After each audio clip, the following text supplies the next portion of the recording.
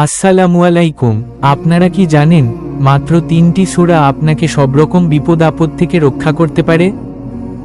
এই 3টি সূরা হলো সূরা ইখলাস, সূরা ফালাক ও সূরা নাস। এগুলোকে একত্রে 3 কুল বলা হয় কারণ এদের শুরুতে কুল অর্থাৎ বলো শব্দটি আছে। এই সূরাগুলো পাঠ করলে মহান আল্লাহ আপনাকে যাবতীয় অনিষ্টতা, জাদু, শয়তানের কুমন্ত্রণা এবং হিংসুকের নজর থেকে রক্ষা করবেন। সকাল ও সন্ধ্যায় অর্থাৎ ফজর ও মাগরিবের পর প্রতিটি সূরা 3 বার করে পড়বেন।